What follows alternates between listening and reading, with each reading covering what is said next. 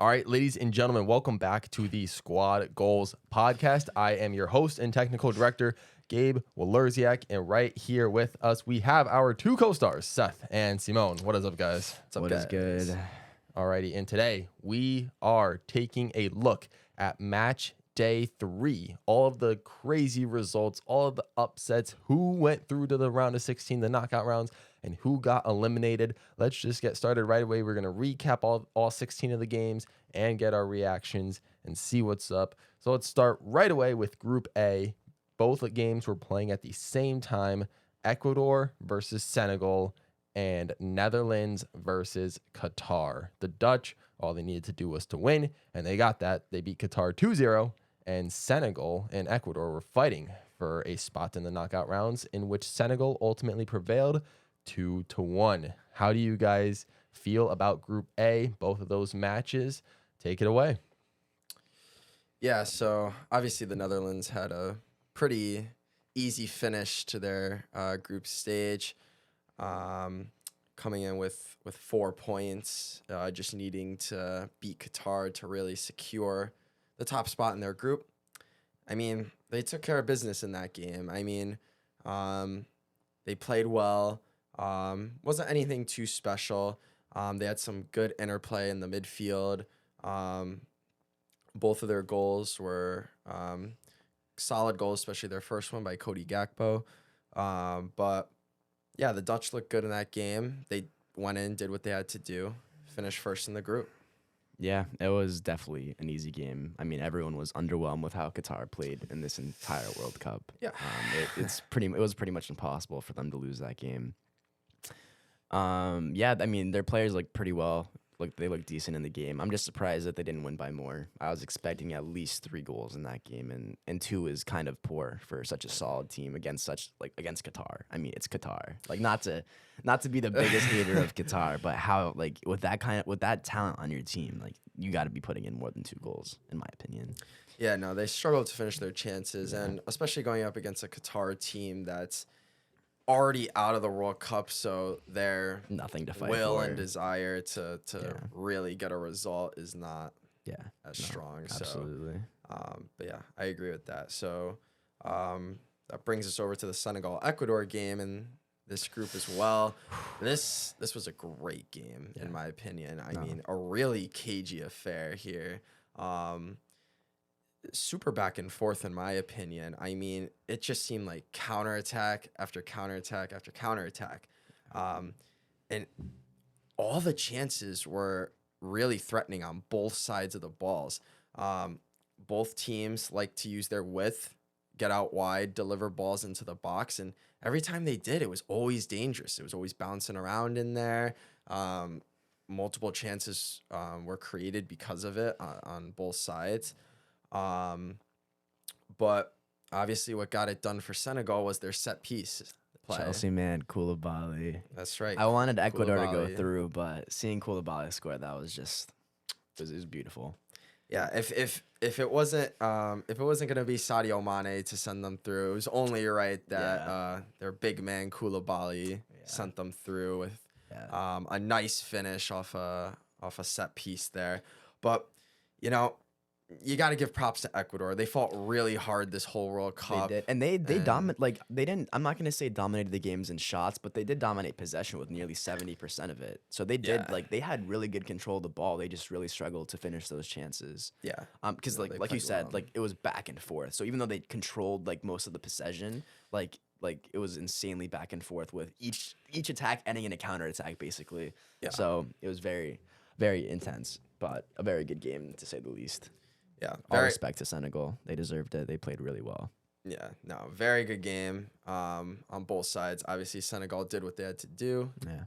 Got it done, and now they're through. Yeah. So congrats to both Netherlands and Senegal for getting out of Group A.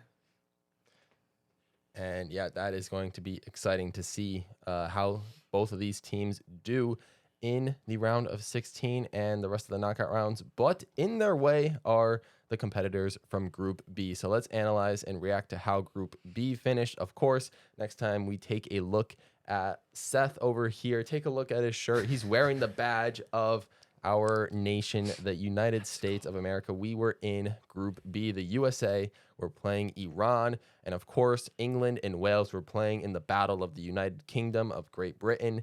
And let's just be real, for anyone that was, that lived in the U.S., at least in our case, we were really only paying attention to the USA. We didn't even think about or focus on the Wales England game, because for the USA we didn't have to. All we needed to do was win and get in. And look what happened. The USA, maybe out of surprise, maybe just out of sheer will and determination, they did it. They got it. It was a very scrappy 1-0 win over Iran. So that is super exciting. And I mean, just so we could cover the other game, England also beat Wales 3-0. So I'm curious, just briefly, guys, talk about England and Wales for a second. You guys gave Wales quite a bit of praise going into the World Cup with your predictions, but they kind of slacked off in this tournament. So how do you guys feel about this game and Wales in general? Yeah, I'm extremely disappointed in Wales, actually. I mean, I had them going through with England to the round of 16. And for me, obviously, Wales weren't doing too great in the Nations League. I think they only have a point and they're out. They were bottom of their group.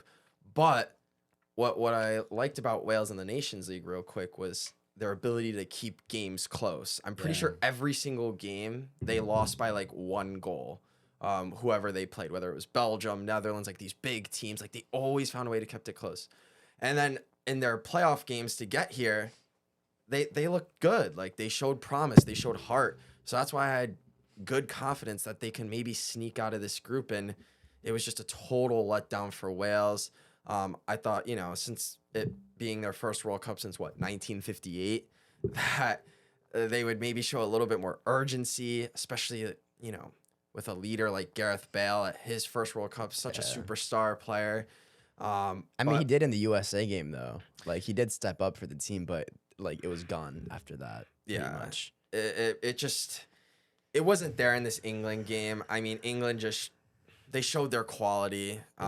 They showed why they're one of the better teams at this World Cup, and Wales just really couldn't compete with them on a technical ability. And yeah, for example, I mean, Marcus Rashford, obviously, I'm a Man U fan, so love him. I mean, 2 goals in this game. I mean, he looked incredible for England, and they just look really dangerous, in my opinion. They've really been coming to life. Obviously, the USA game was, not the best for them, but there are 2 other games. I mean, but we did. Come on, you got to give us credit. We played pretty well in that game, though. Oh, we did, of course. But I'm just saying for England, right? They to they their didn't play standards. well, Okay. but in the other 2 games, they definitely did. But yeah, England just. I guess what I'm trying to say is England really just outclassed Wales here. That's really what it came down to. Yeah. Wales hit England with a couple of counterattacks here and there, but I mean, they only had 1 shot on target. yeah, And their total shots were the amount of England Exactly. shots on target. So yeah, they really got dominated. It wasn't even close. Yeah, it just wasn't there. I mean, Wales, they did what they could to contain England in the first half, but once the second half opened up, the floodgates just just opened, and literally 2 goals in 2 minutes. Yeah, the 50th and the exactly. 51st. And Yeah. England could have scored more in this game too. I mean, they were absolutely. just threatening, and they did what they had to do to close out this group and finish atop the group. So, Yeah. like I said, very disappointed in Wales. I'm shocked they finish bottom of the group here, and they're out like this. But that's what happens when when you just don't come to play to their standards, or to other standards, I guess. So, England looked good. So that's what I gotta say about that game. Yeah. No, they definitely did. So I guess we can now talk about the USA Iran game. This had a lot of Americans' hearts in their stomach. This was a very scary game for the U.S. This reminded me a lot of the Wales game where it was USA looked really good in the first half. They came out strong. Everything was clicking. We were creating good chances. Yeah. We looked composed.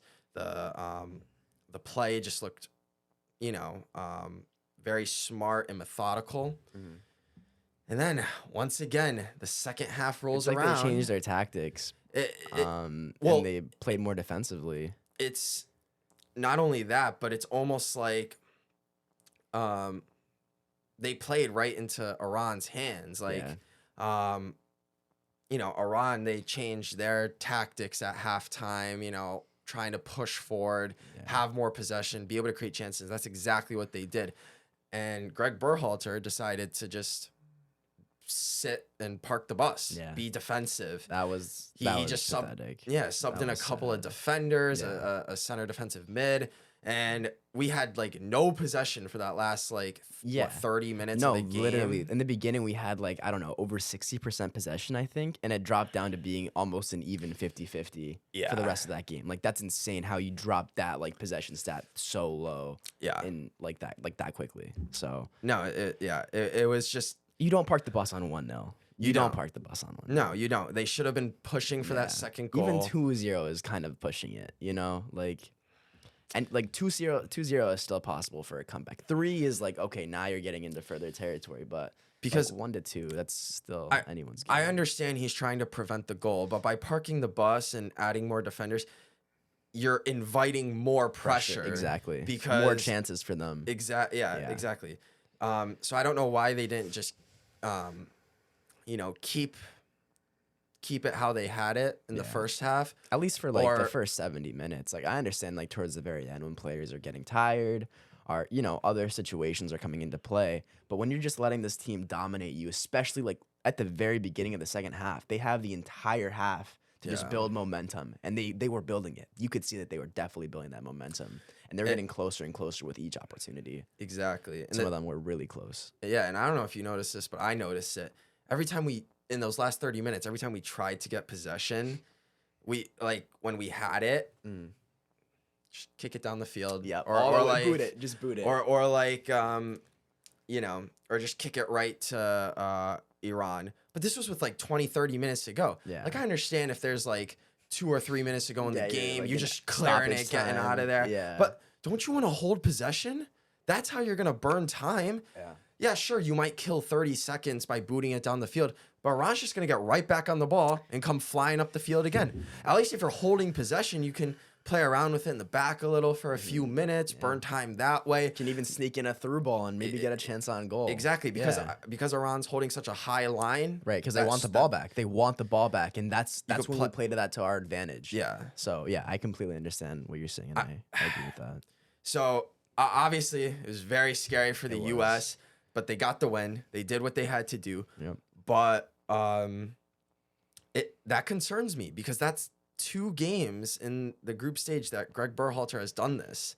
And one resulted in a draw with Wales. We should have won that game, too. Yep. We were way better than that Wales team. And, I mean, Gareth Bale, like you said, he stepped up in that game. Yeah. But only because of that stupid penalty from Zimmerman. That was ridiculous. Yeah.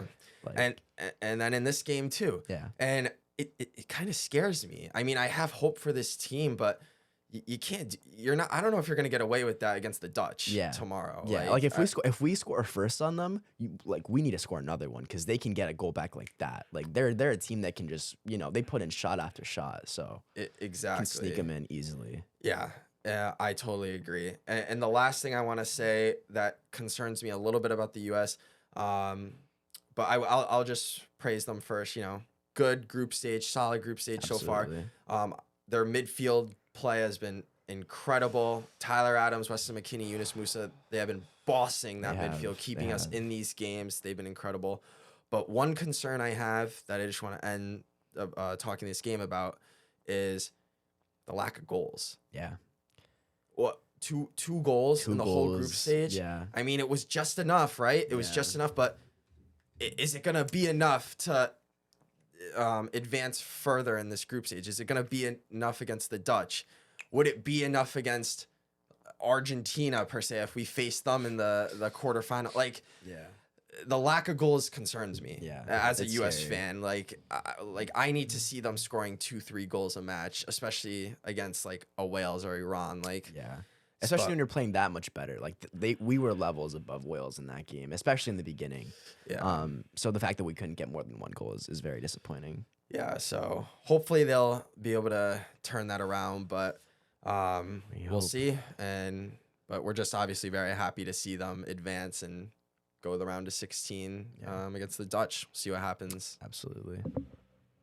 Yeah, so we will all be rooting for the U.S. tomorrow or today, whenever you guys are watching this, or maybe the game has already happened, and we will see what the fate of the United States is. But great group stage, regardless, by the U.S. They did what not many people believed they would do, and they got out of it. So kudos to them. But let's move on to the next groups. The next day of Matchday 3 contained groups C and D. Let's talk about Group D first because those games happened first. So that is France versus Tunisia and Australia versus Denmark. A pair of 1-0 games, but 1-0 wins by the teams that you didn't expect to pick up those wins in Matchday 3. Seth and Simone, when it comes to this Australia and Denmark game, are a little bit distraught and very disappointed for very different reasons. And Tunisia, though, they got the upset against France. Granted, it wasn't France's A team, but unfortunately, because of the result of the Denmark-Australia game, Tunisia couldn't get through. Seth and Simone, would you like to express your feelings about this group right now?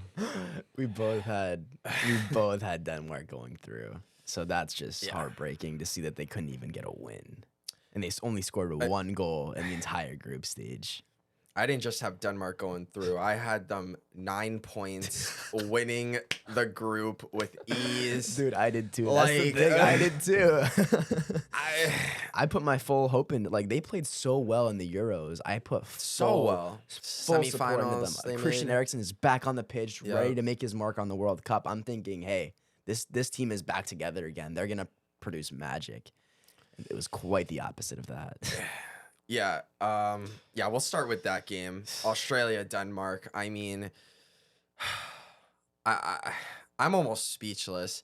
Like I just said, Denmark was my dark horse. You guys know in other podcasts, I have been talking Nonstop. up Denmark. I mean, they were a good team. I don't know what happened to them. They really were a good team. I can't even explain what happened either. I mean, first of all, like, nothing on Tunisia, but you can't be dropping points against Tunisia if you're Denmark because, you know, you already beat France twice this year. It's going to be hard to beat them a third time, and you didn't.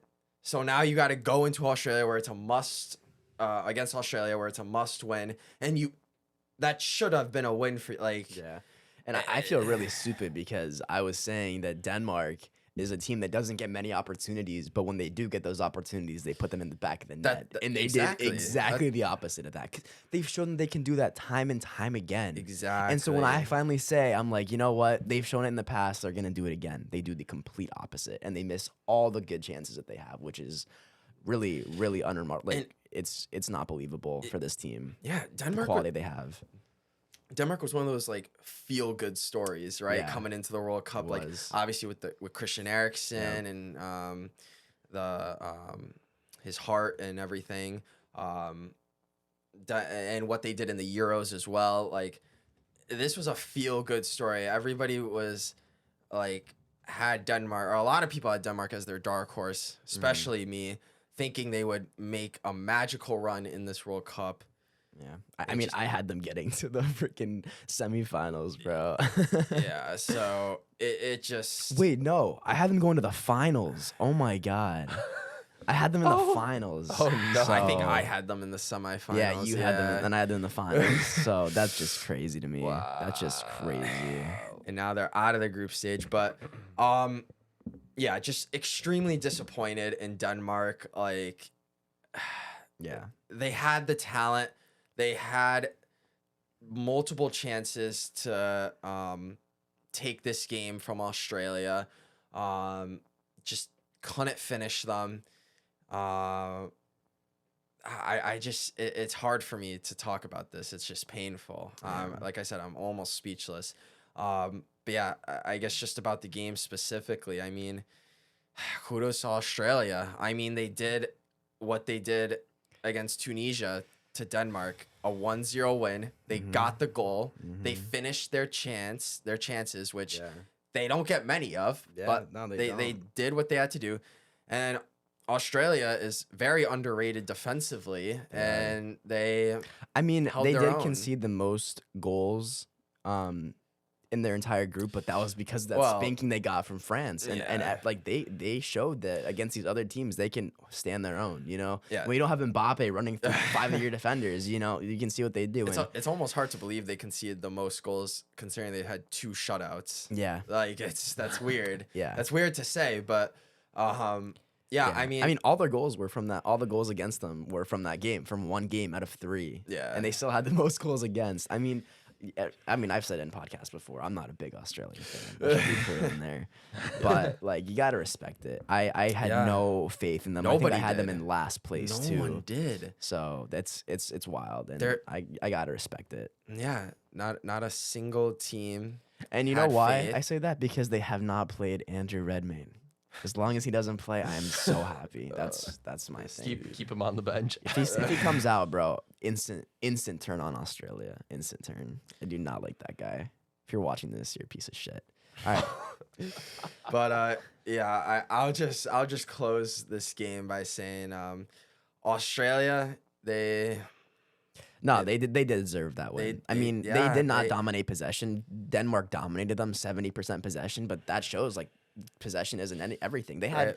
double the passes. They had like 600 passes to Australia's 300. But Australia showed that that's not what it's about. It's about the goal that you put in the back of the net, and that's what they did. So Exactly. it's very impressive and a great run for Australia. Very, very impressive. Yeah, very impressive indeed for Australia. Obviously, Denmark, one of the biggest disappointments at the World Cup.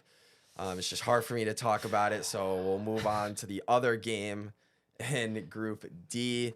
It's funny because both of these 1-0 wins were scored in very similar times. The Australia goal was in the 60th and the Tunisia goal was in the 58th. So very, very similar. Yeah. The Tunisia-France game, obviously, France was already through, so they were playing a B team per se. Yeah. Still no excuse to not get the win, though, in my opinion, if you're France. I mean, Or at least the draw. yeah, I mean, like, even though you have your B team in, you still have some very good players. So the you have depth is Kamavinga, crazy, you have Chouameni, you have Fofana, Varane. Like, come Coleman, on, like, that's like that's a solid defense line right there. You should not be conceding like that. No, But exactly. still, either way, they were through, so they took that game lightly, which is like understandable. They wanted to rest their players for the next round, so that is Right. understandable. Yeah, no, I mean, it was funny in our prediction video. I had Tunisia beating France, but You did. that was for France to get, Get knocked knocked out, out, right. But it didn't even matter at this point, so it's like, whatever. But I mean, yeah, just talking about the game specifically. Yeah, France looked a bit flat-footed for most of it. Tunisia.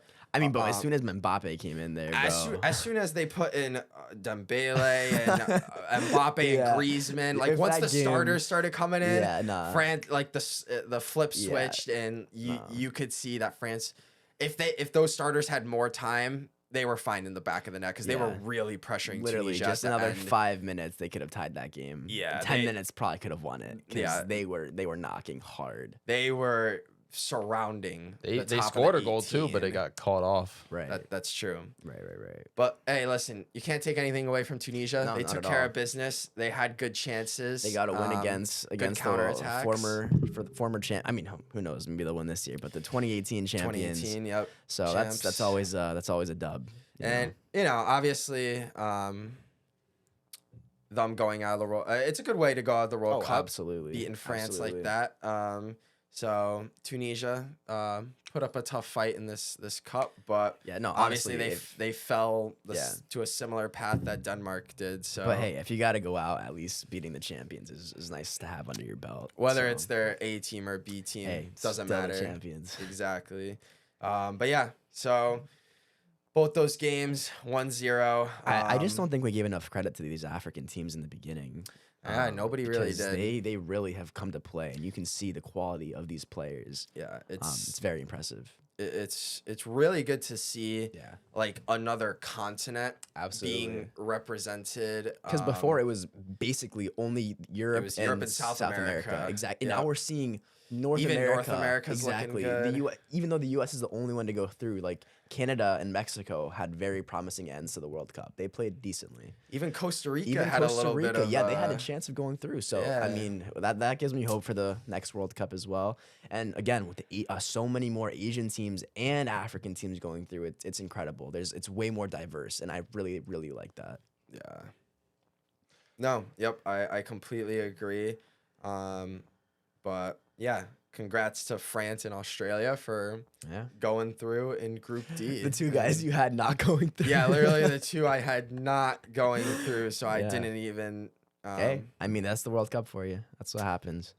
Yeah, I pretty much had that group flipped. I mean, we so- talked about it. If it was in the summer, France was out. It's those Nations Leagues where they got the curse out of them. But Yeah, definitely.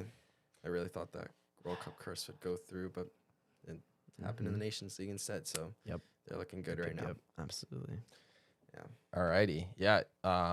France and Australia, they made their way through. So that is how Group D shaped out. Let's take a look now at probably an even crazier ending to a Group C, which happened later that day. Just for context, guys, going into match day 3 for Group C, Poland was on top with 4 points, which, as we'll get to later, proved to be their saving grace.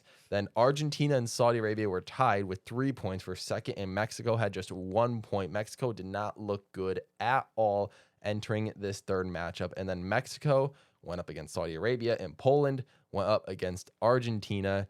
And what happened next was absolutely insane. It almost came down to fair play to determine second place in this group.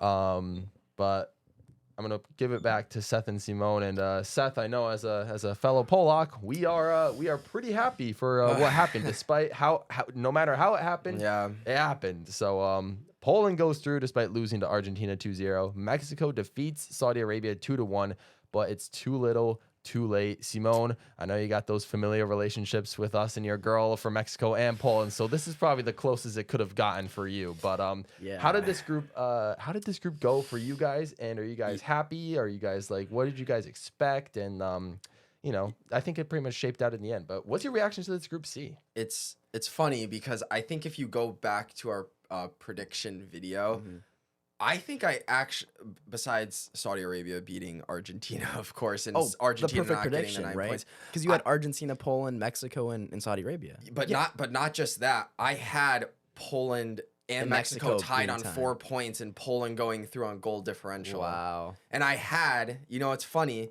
I think I actually had Poland beating Saudi Arabia 2-0, which they did, and I think I had Mexico only beating Saudi Arabia 2-1, which they did. Which is why because remember when I said that Mexico would get a little sloppy at the end and give up a goal to Saudi Arabia, which would cost them in goal differential. Yeah, that was. It was so like I told Gabe about this the other day, and I just thought it was so weird that I like pretty much predicted this perfectly. Yeah. That was kind of weird from that but crazy Saudi Arabia. Yeah, besides that, but that's that was- no one. There's no way.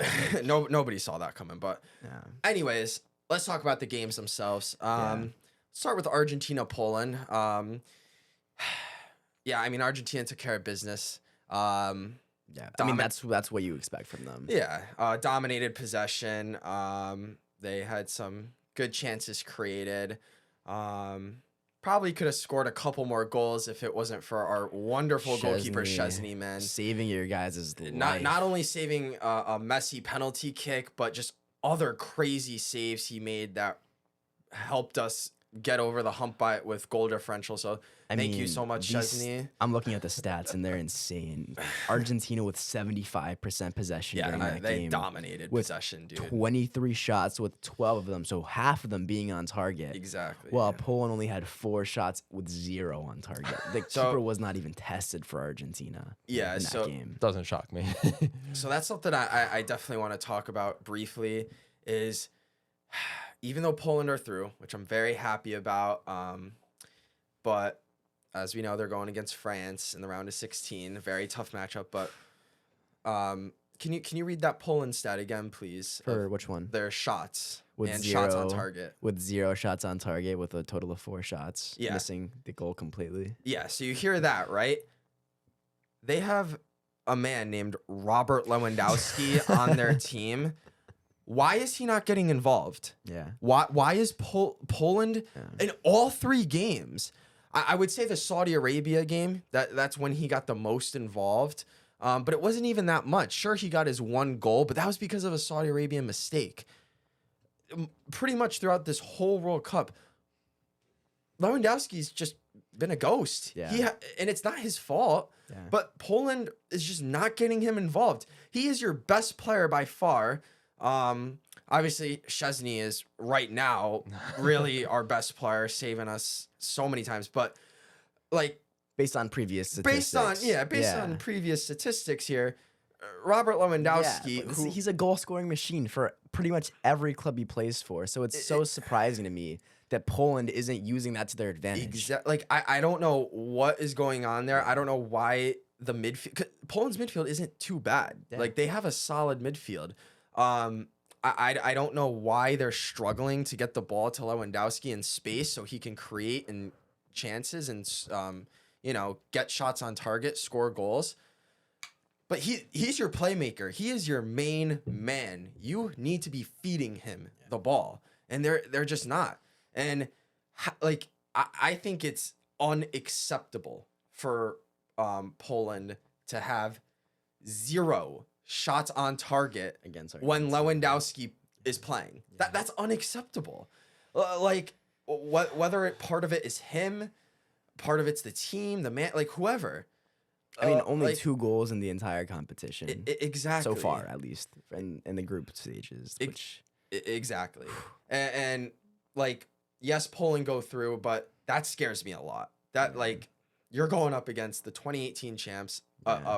they just topped their group. They're in great form. Yeah, good goal form. scoring machines like everywhere around the pitch. You have wingers that can score. You have strikers that are deadly. You have midfielders that can score. Like you have guys that can shoot from anywhere basically on that team. Exactly. So if you're not playing the one guy that can do the same thing for you, that's a problem. I agree. And if Poland don't figure out a way to get him involved on Sunday against France, they are in big trouble. Yeah. Just big trouble. They're not going to be able to create any chances, score any goals. He's your guy, and they got to figure that out. As a Polak fan, they got to get it right here. So yeah, let's move on to the next Group C game here. Mexico, Saudi Arabia. Dude, this was heartbreaking. Dude, very heartbreaking. You know, Mexico had such a difficult comeback. They needed to come back by more than 4 goals. And it looked like it was possible. It looks like they had just gotten to that Almost. barrier where they've done the impossible. Poland is down by 2, and Argentina is up by 2. Argentina just needs one. Sorry, not Argentina. Mexico is up by 2. They need 1 more goal to go through because obviously with the fair play rule, they had more yellows, way more yellows. So there's no way they're beating Poland with that. Poland's not getting 3 yellow cards when they know that that's what's going to keep them in the game. Of course. So Mexico really needed that 3rd goal, and it's just crazy on how, like, you really saw at the very end there with those substitutes how inexperienced they were and how overly eager they were to get the ball when they didn't need to be. I think it was the second offsides goal, which just frustrated me so much. He's literally looking at the defender in front of him. He knows where the defender is, and he's literally a meter in front of him. He's clearly offsides, and he gets the ball and he scores a nice goal. But it's like, dude, you literally were past his shoulder. Like, you weren't even close. At least be semi-close to him. You were so far away from him, and you're still making that run. Like Yeah. you need to time It- that a little bit better, and that happened with both of their runs. Like it's insane how poor they were with those 2 chances. They could have easily gone through there. Yeah, it was They screwed themselves over. yeah, not just the 2 offside chances there. They had Plenty of other. other Absolutely, chances. absolutely. Dude, how many times did we see Mexico on a counterattack on a break? And 26 shots. It was a 26 3-on-2, a 4-on-2, 3-on-1, 2-on-1. Like they had numbers. Yeah, and it's the inexperience. It's the inexperience and selfishness of that squad. That's what I was saying since the very first match day, is that you could tell that these players wanted to be the star for their nation, and you're not going to be a star for scoring a goal. You're going to be a star for getting through to the next round. Yeah. Like that's what you're going to be remembered as, because no one's going to remember Mexico's run in 4 years from now. Oh, they went on the group stage. Okay, doesn't matter. Right. Like it doesn't matter if you scored 1 goal in the group stage and your team got eliminated. They're gonna remember that you're the guy that assisted your teammate and you weren't selfish. So you pass the ball, you score, and you go through to the round of 16. That's what they remember. Right. So it was very, very selfish from some of those Mexican players. Yeah, I completely agree with that. You couldn't have said that any better. I will say, big props to Saudi Arabia's goalkeeper, though. He made some crazy saves, He was on though, fire. He's been on fire this whole tournament. Yeah, he's been on fire. He's been good. He's been really good for them. Like they did lose 2 games, but even though they lost, like it was not by much. He's given them a fighting chance every game he exactly. could. And then this is what I said in the prediction video. This is why I didn't feel good about Mexico getting the shutout on Saudi Arabia, because they were so close too. They were close. It happened exactly the way you said it was going to happen. Yeah, I mean, just a loss of concentration, focus. Literally a second loss. Like 1 second of that defender losing his man, and he's through. And he's on goal. Mexico's been struggling with that, giving up late goals recently, and that's exactly what they did here against Saudi Arabia. And obviously, even if Saudi Arabia didn't score that goal, Poland still went through on fair play. Right. But they, if Mexico did get that 3rd goal, they were through, and then Saudi Arabia gets that 1 goal, then it doesn't even matter anymore. Oh, right, because goal differential, they have more goals scored. Exactly. So just falling asleep was Mexico, and I mean, it was a very, don't get me wrong, it was a very heroic comeback. Like these guys struggled the first 2 games. You thought it was done for them. They make this insane comeback, and they were so close to reaching it. So I have to commend them for that. But it's just that selfishness that really did it for them at the very end, which is very sad to see, because they showed that their team actually does have a lot of class, which they didn't show in previous games. But this game showed you that Mexico was willing to fight for their lives, and they did. And it was a very heroic attempt. Right. I completely agree. Yeah, Group C was absolutely crazy. But as a Polak, I am happy that Poland went through, and we will just see how they do in the round of 16. They probably won't last long, but we can only hope. And Argentina, kudos to them. They did not get that first loss to Saudi Arabia get to their heads. They just decided to, they reaffirmed their identity as the South American powerhouse that they are, global powerhouse that they are, and just turned on the Jets for those last 2 games. So that was Group C. Let's talk about the next day, which has Groups E and F. We're going to start off with Group F because those games happened first. And going into this one, Morocco was leading the group. Croatia was right behind, but Belgium was another point behind them. And Canada was unfortunately already out of the tournament at this day and age. Morocco was facing Canada, so they just needed a win to win the group. And Croatia and Belgium was the more interesting one, where Belgium needed to beat Croatia to advance. And Croatia, all they needed was a tie. Well, guys, these games were interesting. Morocco, got business done against Canada. So they went through and became the group winners. And therefore, that Croatia and Belgium game came down to one of those teams to qualify. Yeah. And it ended up being a 0-0 draw for Croatia. But let me tell you guys, at least in my opinion, Belgium, despite not scoring any goals, they finally, in the last maybe 20 minutes of the game, turned it on.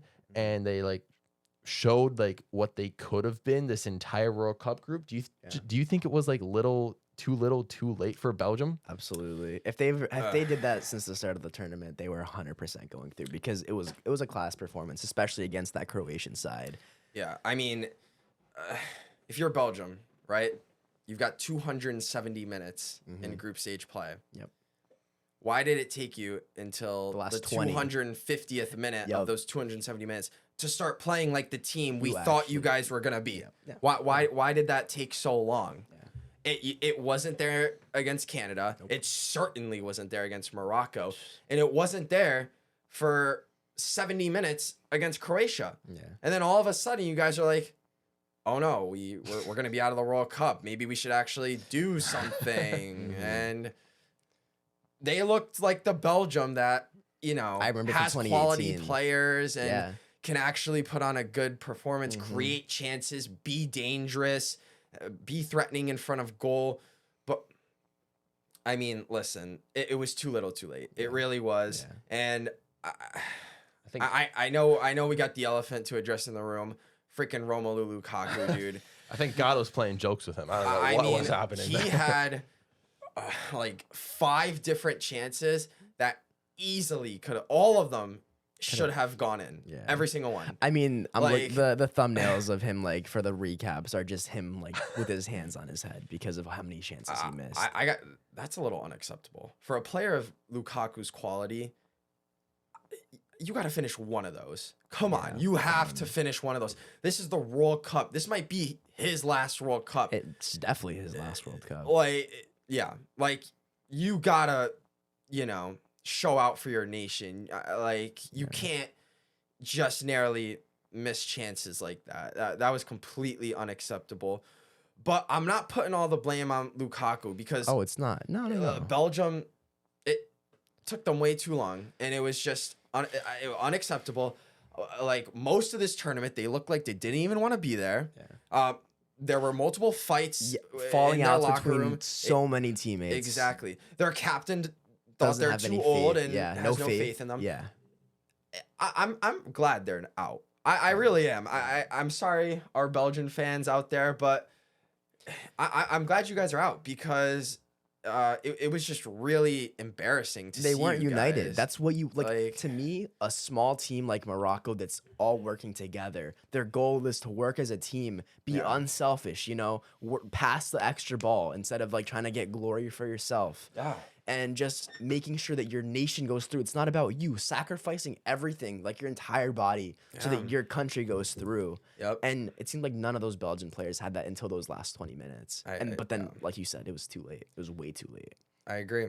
And yeah, so I will say though, hats off to Croatia. Did what they had to do. They were I mean, that was a very, very lucky draw.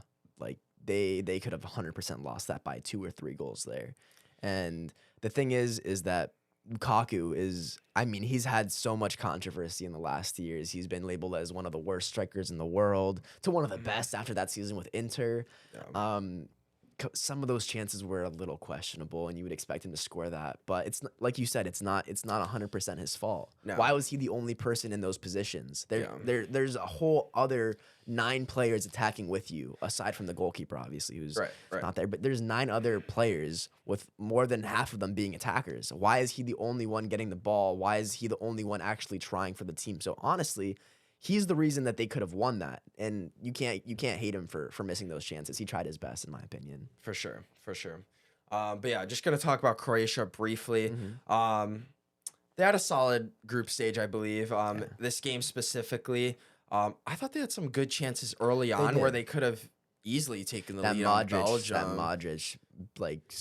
what was it, like a little lob to Courtois? That could have been a nice goal if he put some more power on that. Oh shoot! There goes the garbage can. Modric had some good chances. Perisic had some good chances.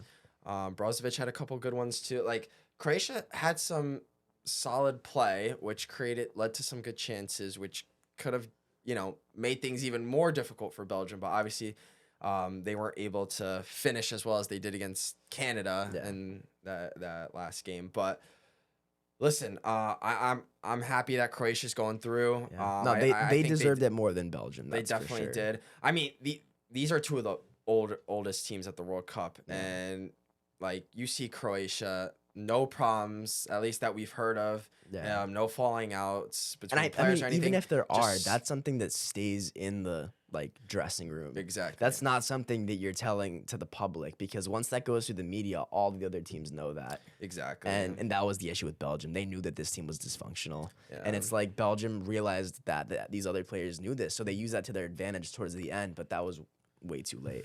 And Yeah. you just like whoever leaked that information really screwed Belgium over with that, because no one needed to know that. Right.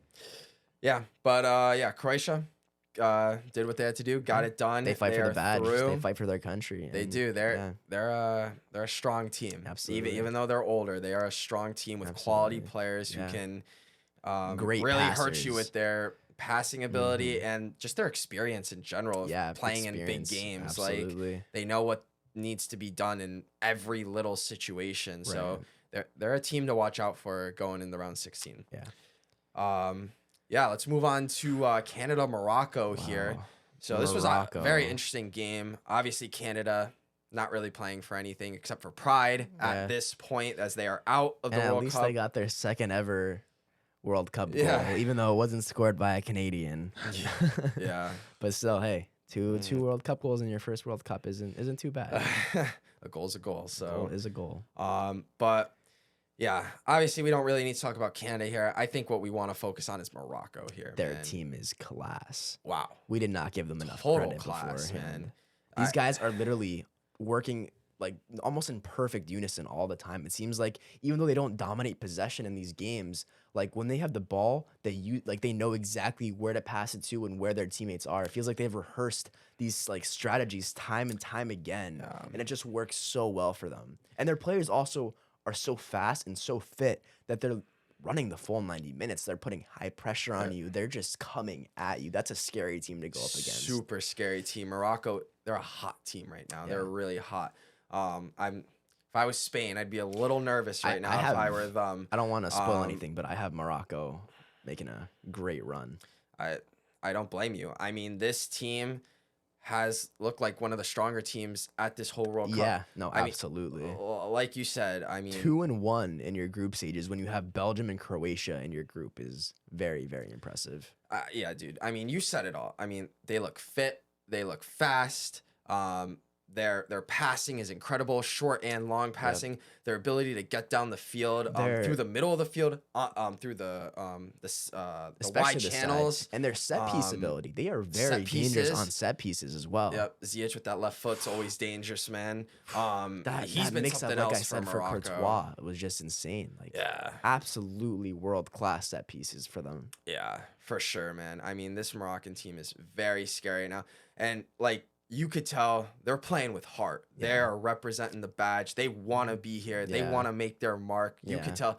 I mean, you saw how much it meant to them when they beat Belgium Yeah. in that last game. It meant the world to. It was just. It was a beautiful sight to see, honestly. It was. It really and was. I'm really excited for this team, and I hope they continue to play hard, play strong, even as they're going to be the underdog for the rest of this World Cup in every game, most likely, right? Yeah. So I hope they use that as fuel and energy, and do what they can to push past their opponents and continue what they have been doing, which is scoring goals, winning games, creating good chances, and being a good team, a true good team, united together. This team's fun. They're exciting. They're young.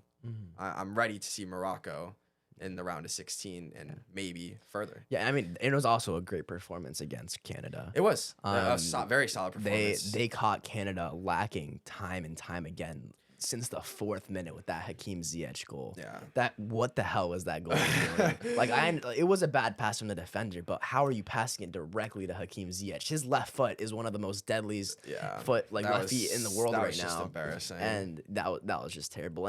And you see, like, they really know when to expose these teams. Like, they get you on the smallest mistakes. You can be playing well. It's the minute details for Morocco. Exactly. You can be playing well for the entire first half, and you have one slip up at the very beginning of the second, and then you're already one down like that. Like, they are very, very good at doing that, at picking out those little pieces and when to get you on that. little mistake that you do. Yeah. There you go. Yeah, Group F ended in a crazy fashion, but in the end, Morocco topped the group with Croatia going through. Let's now talk about Group This is a great E. one. Oh my goodness, ladies and gentlemen, did this group go crazy, especially in this last match day. All 4 teams were in contention in the end. And I remember when the results of match day 2 happened, Germany and Spain tied, and Japan lost to Costa Rica. Somehow I was thinking, oh Lord, Japan is playing Spain and they need a result. If they lose, which it's Spain, so it's likely, then they would be out of the tournament. Yeah. And Germany was facing Costa Rica. So something happened. By some miracle, Spain dropped to Japan 2-1. Japan takes the win, and therefore Japan tops the group. Spain also qualifies because their goal differential on Costa Rica was absolutely crazy.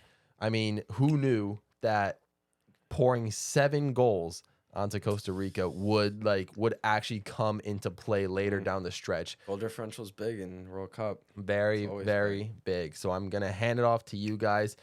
What did this group mean to you? I mean, we all figured out, we all know, confirmed now that Japan's controversial second goal is not controversial anymore. It's confirmed that it did not cross the line. But besides that, what was the most shocking thing about this last match day, about this group in particular? What happened when Germany? Why is Germany out of this group? And what's got you excited about both Spain and especially Japan? Yeah. So I think the most exciting thing about this group was that 3-minute window when it was going to be Japan and Costa Rica going through. And everyone was like, insane. What is happening right now? I thought that was the craziest 3 minutes of football of all time. The that biggest was upset in Can you the imagine? history of the World Cups, with powerhouses Spain and Germany going out. That would be insane. That would have been madness. Yeah. But Spain with a +7 goal differential going out, Yeah. and Costa Rica with a -6 goal differential going through. Yeah. My goodness. Well, now it's -11. But yeah. Yeah. This group was just crazy throughout the whole group stage. Standings were changing all the time. It was just kind of unpredictable. Yeah. And it was one of those groups you thought was predictable, but turned out not really to be. Did. I'm sure a lot of people had Spain, Germany going through that easily. I honestly did. I had Spain comfortably winning the group. I had Germany, I think, just edging it out over Japan, not by much, but I'm one of those guys. Yeah. And I didn't give enough credit to Spain. Their squad is very young, but they have quality. I had Germany and Japan going through, so I'm very happy that I got the Japan prediction, but I had no idea that they were going to top the group. Yeah, that's crazy. But I had so much faith in Japan, and I'm so happy that they were able to see it through. I'm happy too, man. They beat the two biggest teams of their group. That's beautiful to me. They beat Spain and Germany, but fall to Costa Rica. Soccer's a weird sport, man. Let me tell you, it's a weird sport. It really is. Let's talk about the games individually. Yeah. So You want to start with Germany, Costa Rica? Let's start with Germany, Costa Rica. So Germany, man. I mean, 32 shots. Yeah, I mean, Germany coming into this game, they needed a lot they needed to win, obviously, but then they needed a little help in the Japan-Spain game there. Yeah. Obviously, they took care of business, but it was a little scary at the start there with Costa Rica going up 2-1 on Germany. I mean, and that being said is that they scored that first goal in the 10th minute, and so for nearly 40 minutes or so, it was a goalless game. Yeah. And out of nowhere, in the 58th and 70th is when Costa Rica gets those 2 goals, obviously with one of them being the Manuel Neuer own goal, which was just a very, very weird series of events.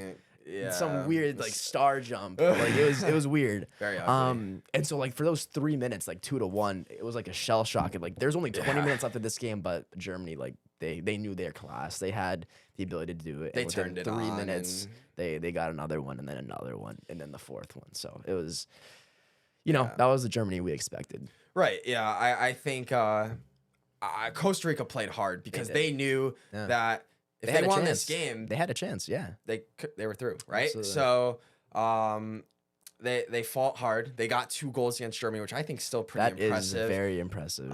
Especially for a team not known for their scoring capabilities and After their losing attacking 7-0. capability. Yeah. Yeah. Right. When you're the only well-known player on your team is your goalkeeper, Mhm. basically. Yeah, no, exactly. But you said it perfectly. Even though Costa Rica did give Germany a little bit of a scare, Germany's class came through. Just their ability on the ball, their players like Musiala, who we've been raving about for a while, And Kai just Havertz showing up. came out of nowhere. Kai Havertz, Yeah. 2 scoring brace was in very like impressive. 12 minutes, very, very impressive. Serge Gnabry with a couple of assists, good crosses, deliveries by him. Good overall team play, especially in the second half for Germany when they turned things on. Looked like the team we knew they could be, but obviously they took care of business. But it wasn't enough because they didn't get the help they needed in the other game. But I mean, just it's very hard to catch a 7+ goal differential in any game. You're It's right. very hard. Right, exactly. And listen, as Germany exits the World Cup, I mean, they did it to themselves. Like this was a group that they could have easily gotten out of. Yeah. I mean, Especially with a very good mix of older and younger players, because not only are your younger players fresh and like athletic, but they're Yeah. also very, very skilled. Kai Havertz and, like you said, Musiala, these guys are super young, right. and they have so much talent. One is a striker and one is a midfield. Serge Gnabry, Leroy Sané, he's Leroy not as young as Sané. he used to be, They but have, still they have a young attack. very yeah. young attack, very fast players. These guys could have 100% been way more clinical in front of goal, which Yeah. is very sad to see.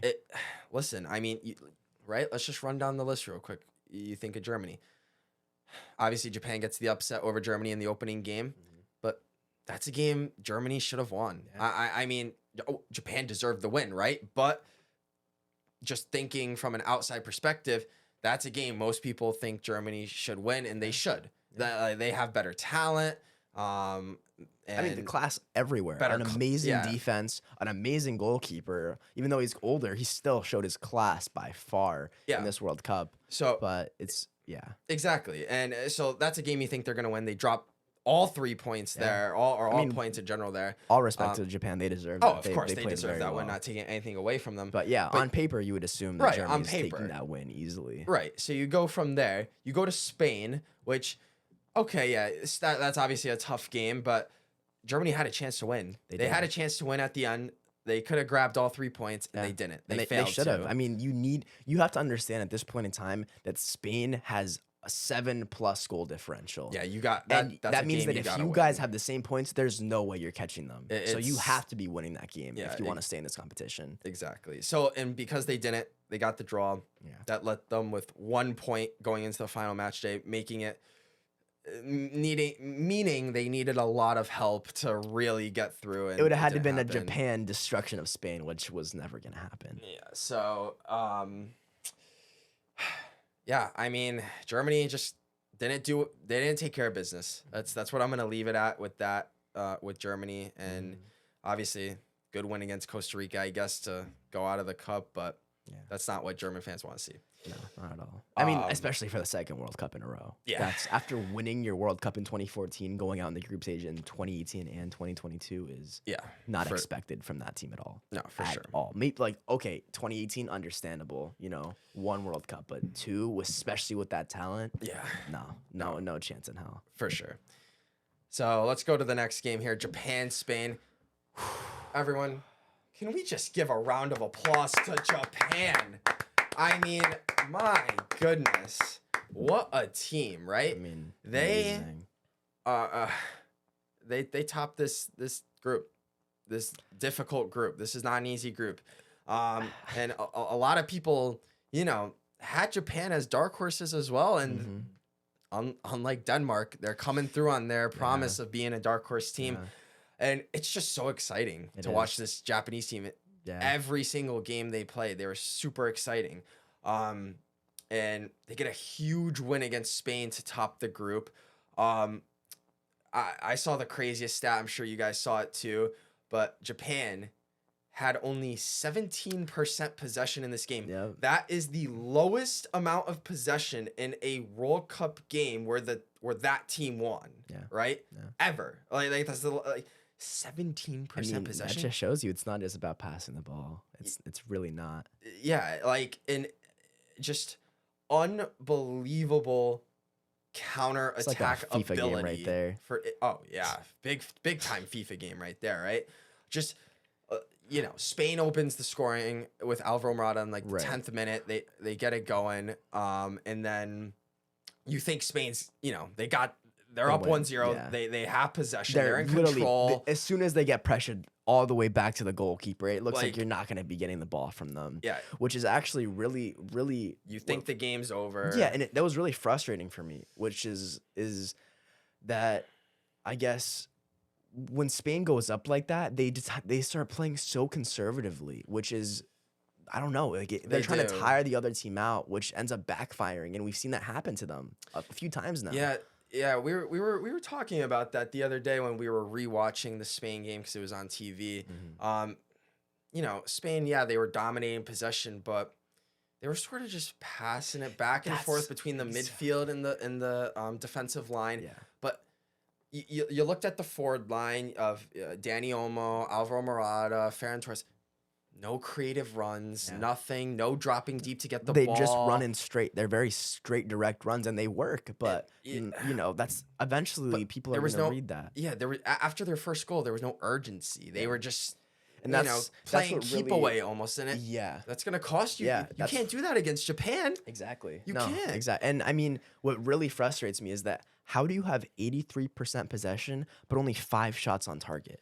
You see, Exactly. like Mexico, There was no in that urgency. Mexico game, they only had 60% possession, 20% Right. less, but they had double the shots on target. You know, it's Exactly. like, how are you going to control the game like that, but not try and score? It's really upsetting. Like, that's why watching Spain play really frustrates me because all you're doing is watching these guys pass the ball back and forth, and they think that it's like the best form of football, but it's not. It's not the style of Spain from before. Spain actually got the ball up. As soon as they get pressured, they pass it all the way back to their goalkeeper, and it's just frustrating to watch at this point. Yeah. Like it's not enjoyable to watch. You look at the Spain Costa Rica game. That was enjoyable. That's exactly. the Spain that like we think or Expect that from we- them. Yeah, exactly. That reminded me of prime Spain, like Yeah. 2010 Spain, where They- you're passing the ball nonstop, getting it up quickly, dominated scoring. possession. Exactly. And was able to. But dominating create- possession- But they dominated possession in that Costa Rica game. But they were able to create chances, make good runs, Right. and score goals off it. Right. They dominated possession in this Japan game, but they As just soon kind of as- sat back with yeah. it and just Always they kept on. didn't I really. lost count of how many times they passed it back to the goalkeeper. Yeah. and that's just really frustrating to watch because that makes a really boring game. And Yeah. I hate to say it, like I don't want to say that Spain is a boring team, but it was just so boring to watch, especially like when before the second half, obviously when they're just passing the ball, they think that they have this game won in the bag because of that one goal in the 10th or 11th minute. It's just frustrating because Super frustrating. it's like. Yep. You're trying to I get it, you're trying to tire the other team out. Yeah. But it's like that's not enjoyable. Like and no. and obviously it doesn't work because you lost. So I really hope that they change up that strategy going and further on because otherwise it'll come back again and bite them.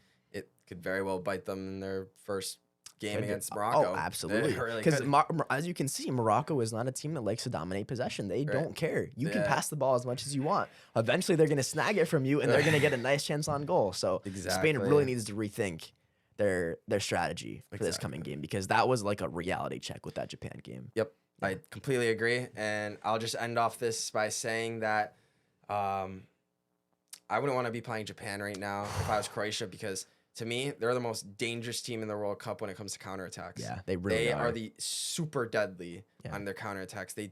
They're so efficient, and every time they get one, there's always a chance created. There's always a shot on target at least from them. So Especially in the second half. They are, like we said earlier, they're a second half team. And I completely forgot that I was watching the game because I was doing some chores around the house.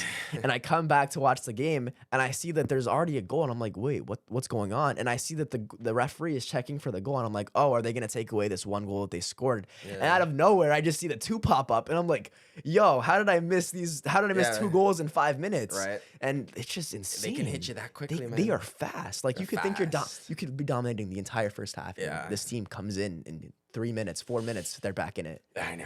So Crazy, amazing dude. team. Possession is not everything, and It really isn't. I mean, people sometimes. A lot of people think that, but it's not. It's really not. You could. Nope. They could have had 99% possession, and Japan could have gotten away with that win too. So Yeah, what an ending to Group E. That was wild. And we thought that would be, the most wild thing we've seen. But waiting, we still had 2 more groups of football to play, 1 more day. Today, actually, the same day that we're recording this was the day that, groups G and H finished. And we're going to start with Group H because they finished first. We have South Korea going up against Portugal and Ghana going up against Uruguay. And that was the most anticipated rematch ever since 2010. Of course, the famous quarterfinal matchup between those 2 teams. And this group did not yield the results that we expected whatsoever.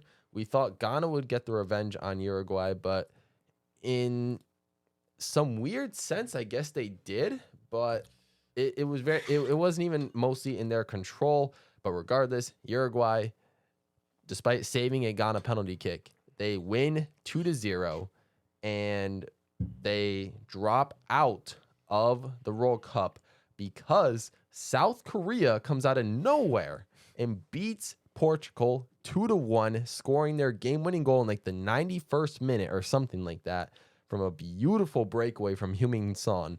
But guys, Group H, Portugal wins it, South Korea advance. Was this on any of your guys' radar, and how did you react to the fallout of Group H? Before we say anything, I just want to say this World Cup has blessed us with the most amazing group stages. Just so intense, Really so entertaining. enjoyable to watch. I was not expecting any of it. No team went through with more than 9 with 9 points. The max was 7. And that's very rare to see. Normally there's at least that one team that can dominate their group, but I mean, this was just That just shows that any crazy. team is now beatable. Yeah, it does. And it's Any team is really, beatable. really fun because Yeah. that means that these next 2 World Cups are going to be very, very interesting. For we might sure. see some new winners here, which I really, really hope for. For sure, man. For sure. But yeah, let's talk about Group H here, right? So obviously we got Uruguay beating Ghana 2-0, but falling out of the World Cup with Ghana. South Korea with a miraculous 2-1 win against Portugal. Which one do you want to talk about first? Well, I think I want to talk actually a little bit about both at the same time because I just want to talk about that period When they're all when- focused on each so- other's game. So right, it's like what the 90th minute in both games. It's 1-1 between South Korea and Portugal. Uruguay's already up 2-0. Uruguay's going through. They're right? already happy. They think that it's over. They're like, there's no way this team is beating Portugal. Like, they're going through with Portugal to the round of 16, right? And then, like Gabe said, Heung-min Son, It was funny. beautiful counter attack, breakaway, Yeah. and then It was funny when that happened. I literally said this corner kick could lead to a Heung-min you Son did say that you counterattack, did. and I'm expecting Heung-min Son to like dash forward and score the goal himself, and then he starts to slow down, and I'm like, oh no, did he mess up the chance? But he plays a perfectly Perfect placed ball. ball through like 3 defenders, and Yeah. it's just a beautiful goal. And I really want to see Portugal get far, but geez, like it was so nice to see South Korea do that, That to beat the was- team that's gone unbeaten and that everyone expected to get all 9 points in that group stage. It It was beautiful.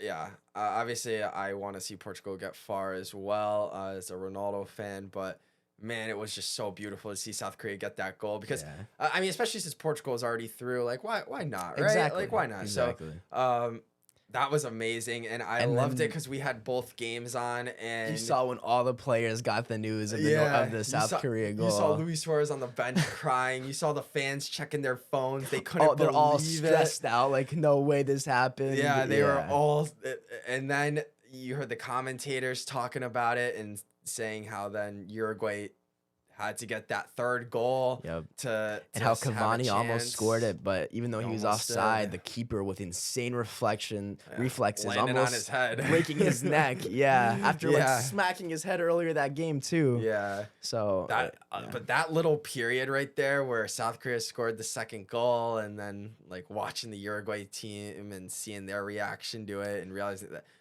that was just like, dude, that gave me goosebumps, man. That was just so thrilling to see. But let's start with South Korea, Portugal. Why not? Yeah. Let's talk about that game for a little bit. Portugal coming into this game, obviously already going through to the World Cup, so they're not playing their full A team, right? Obviously they got a few starters in there, but you know, no Bernardo Silva, no Bruno Fernandes, right? A few other players missing from the starting lineup. So obviously it was an okay showing from Portugal in my I mean, eyes, for the people in their squad, absolutely. yeah, for the players that were playing, I thought they put up a good fight. It was a good goal by, I think it was Ricardo Horta who scored that for Portugal. And you know, created good chances, had some good possession, was able to break down South Korea a little bit here and there, but man, at the end of the day, the story is really about South Korea and just their willpower to really get through this game, getting that tying goal, right, to make things equal with Portugal, and then pushing and trying to get that second goal for quite a while. Most of the second half, I think they were really pushing for that second goal. And they couldn't break through. They kept trying and pushing through set pieces, through different interplays. I mean, they had just as many shots as Portugal, both off and on target. So it shows that even though like they were the underdogs in this game, they still like had a very good chance. And I mean, they showed that they won it, you know? Yeah, but and they were by no means was this a lucky goal. Like this was a very well deserved goal. Yeah, no, South Korea, I mean, they threw everything at the end to really push and get this goal. And of course, it had to be their captain's son leading them to this. Don't forget, we do have to mention the Cristiano Ronaldo mistake leading to that first goal, where he doesn't think the ball's coming to him and he ducks and it hits his back, going perfectly to the South Korean player, and they score the volley.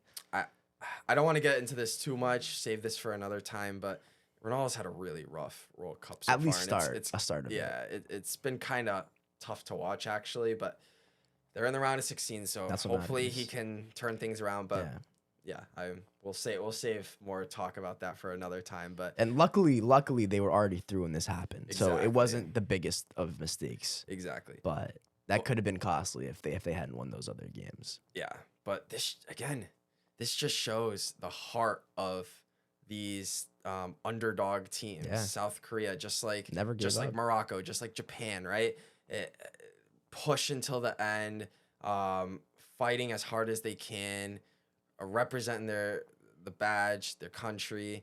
South Korea deserved it, man. They really did. They pushed hard, they fought hard, they did what they had to do, and it was just so thrilling to see them get that second goal. So great job for South Korea, man. I'm so happy for them. Amazing job. So happy. Let's talk about the rematch. 12 years later in the making, Uruguay, Ghana. Luis Suarez is back once again against Ghana in the starting day lineup. Before, saying he doesn't apologize for any of the actions he did those 12 years ago, and Seth and I did agree on that. There's no reason to. It's for your nation. But I definitely expected a more aggressive side from Ghana in this game. I thought they were going to want revenge, but it didn't seem quite that way. It didn't. Yeah, it seemed. I mean, they played well, but don't get me wrong. They had a decent game, even though they lost 2-0. But it didn't seem like this. It didn't seem like they remembered what Uruguay did to them. You know, I was expecting this game to be very, very physical, and I was expecting at least 1 or 2 injuries, even right. From crazy slide tackles or these insane insane like body like Brexit tackles, I guess you could say. But Yeah. I didn't really see any of that. I mean, some of these tackles were were a little rough, here Rough and around the there, edges, yeah. but they weren't really what I was expecting. And I think Uruguay was expecting that too, which is kind of why they didn't get that third goal, because the entire game they were flopping, which was frustrating me a lot. And I kept like yelling at it every time that they would flop, especially in the box, because they just wanted a stupid penalty. And eventually, when they finally do get fouled and deserve that penalty, the ref doesn't want to give it to them because they've been flopping the whole game. And I think that's completely understandable.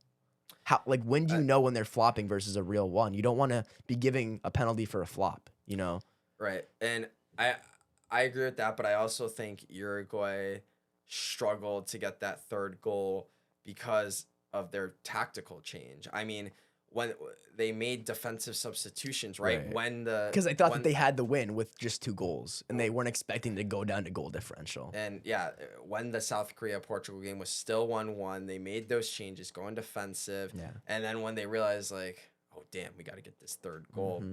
They'd Like, already they- taken off all their What, strikers. they got Cavani up That's there, the last and guy. I mean, and that's he's it. a great striker. Oh, He he's a great almost striker, yeah. he could have done it, but obviously you need more than just one person up there Yeah, fighting. and I also thought I thought it was ridiculous for Uruguay not to have Valverde take that last free kick. That how was could you not have him take ridiculous. that? I don't Yeah. understand. After He's- all he- those he's such a crazy good long shot. shots, Yeah.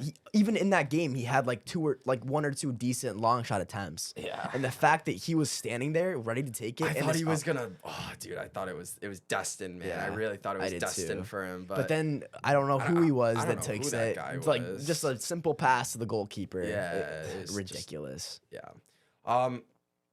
But yeah, I agree with you. I thought Ghana would come out with a little bit more urgency. I mean, They, I told you guys I expected Ghana to win that game too. Yeah, no, a lot of us did actually.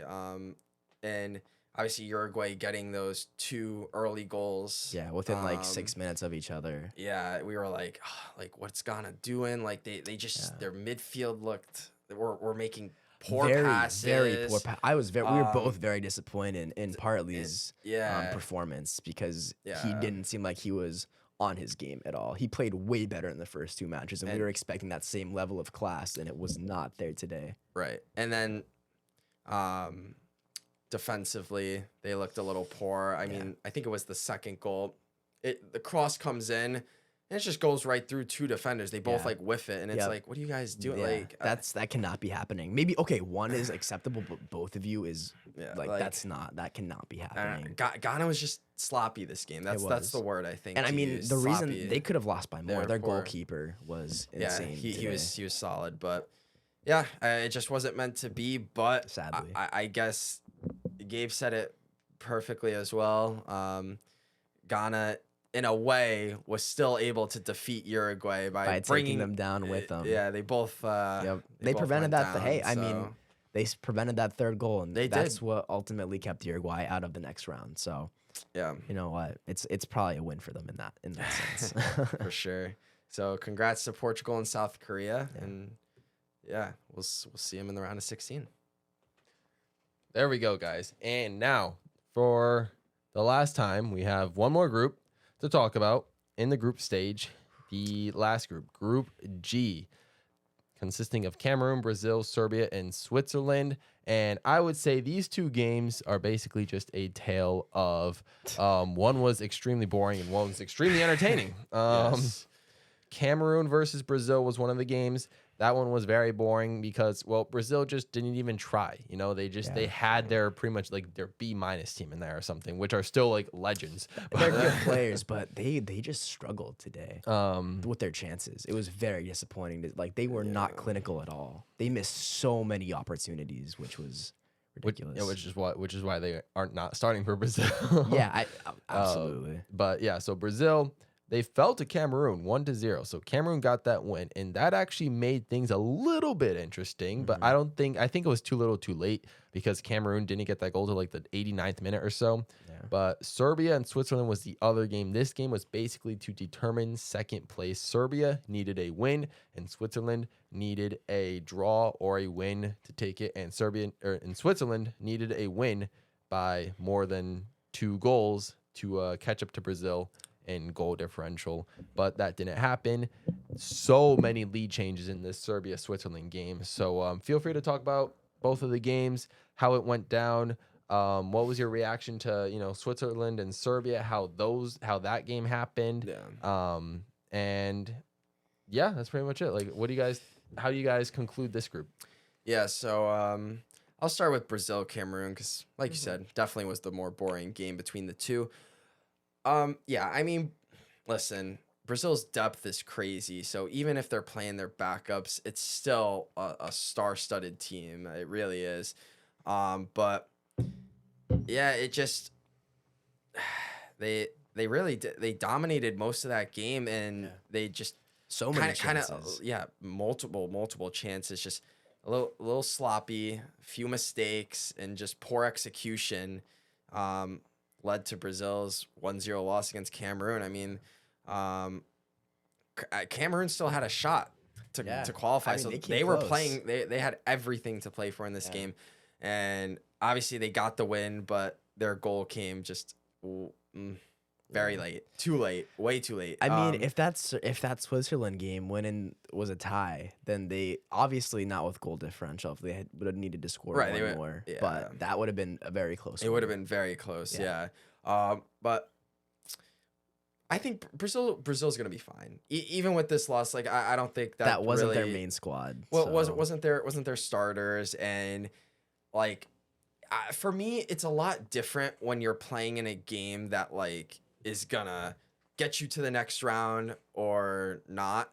Like if you're like a France, a Portugal, or Brazil, I mean they all lost, but that's weird, right? They all lost their last game, but they were all already qualified, and Except they for all were Argentina. playing like B teams, right?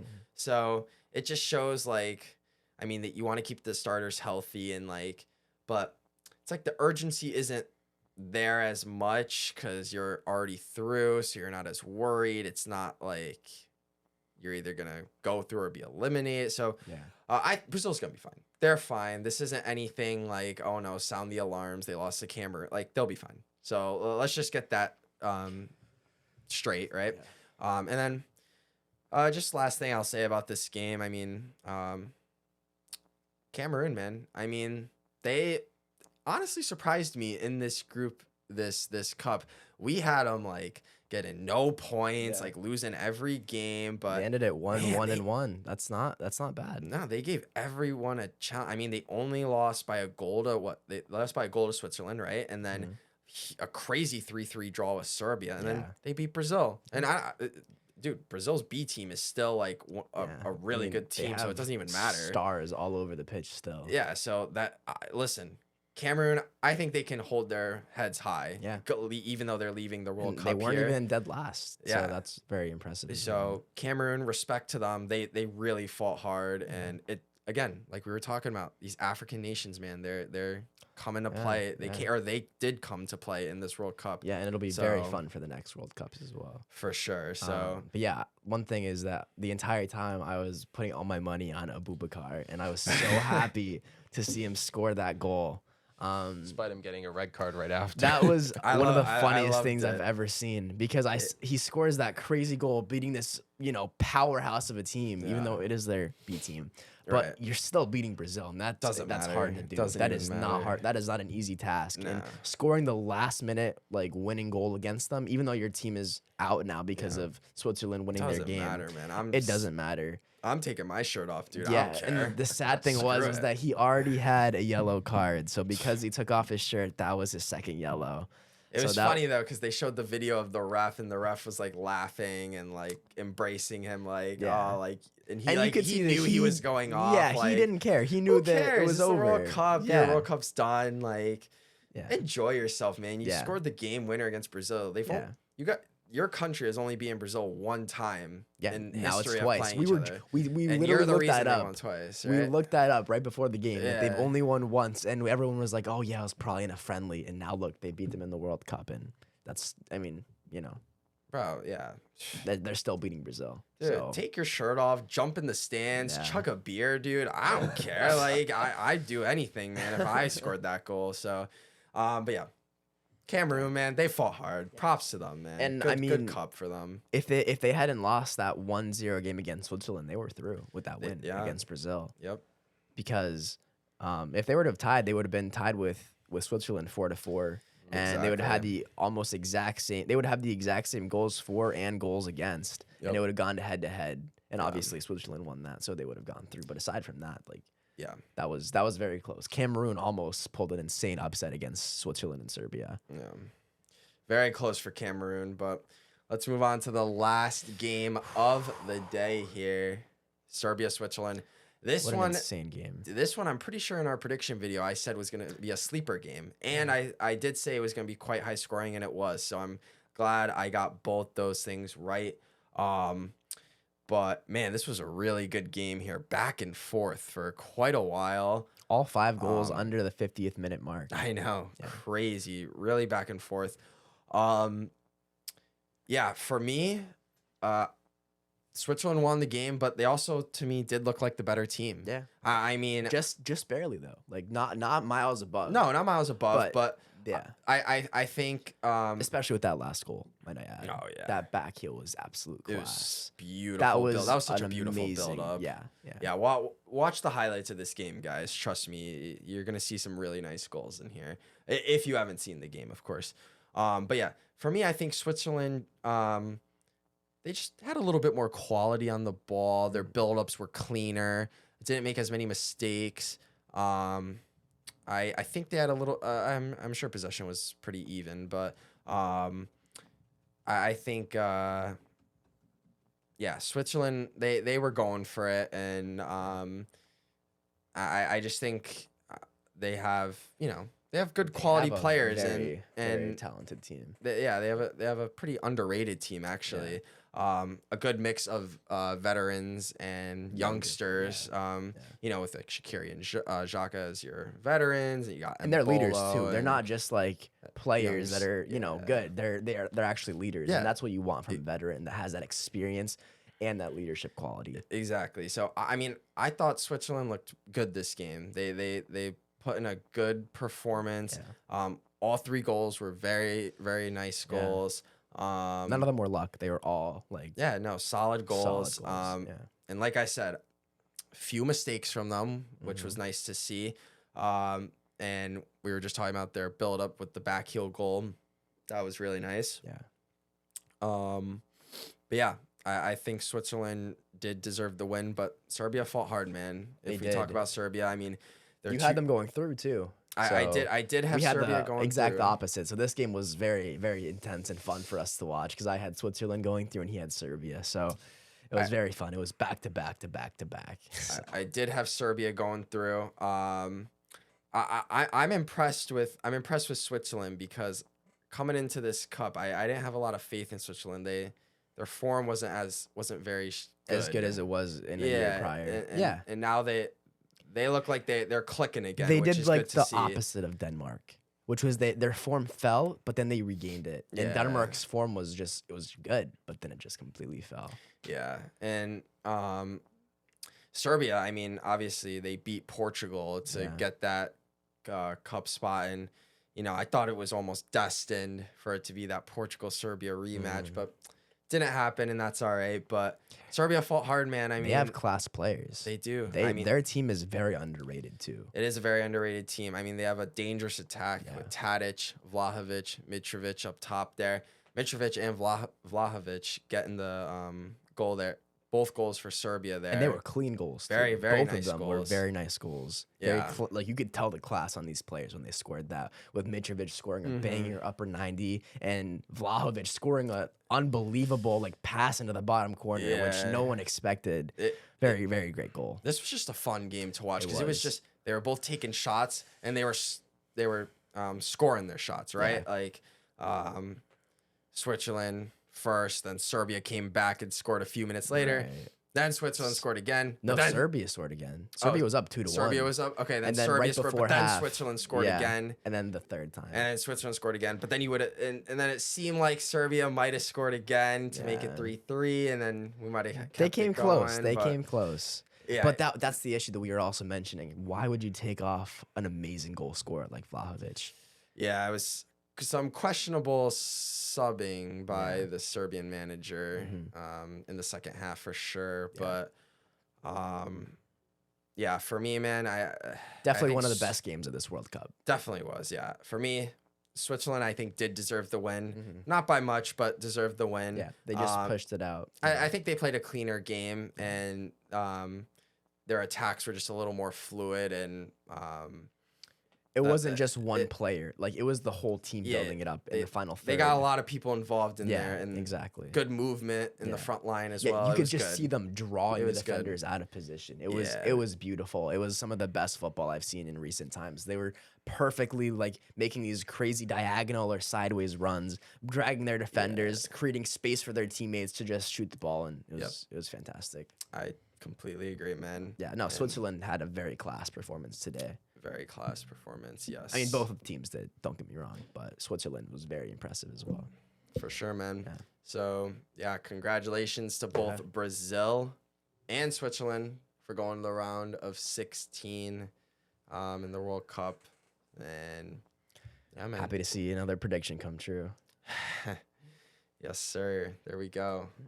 And ladies and gents, that is going to do it for this episode. Brazil, Switzerland move on from Group G into the round of 16. So just as a very quick recap, your 16 teams remaining in this tournament are Netherlands and Senegal from Group A, England and our United States of America from Group B, Argentina and Poland from Group C, France and Australia from Group D, Japan and Spain from Group E, Morocco and Croatia from Group F, Brazil and Switzerland from Group G, and Portugal and South Korea from Group G. We're going to save all of our predictions for the round of 16 for a future episode that we're probably going to record right after this, but upload at a later time. But hope you guys enjoyed our match day 3 reactions, recap, and analysis. We will see you guys very, very shortly with the knockout stage coverage. So stay tuned, subscribe to the channel, and like the video and the podcast if you enjoyed. And I'm signing out as your technical director and your host, Gabriel Ursiak. Over there, we got Seth and Simone, your co-stars. They are signing out. We will see you guys next time. Peace. Peace.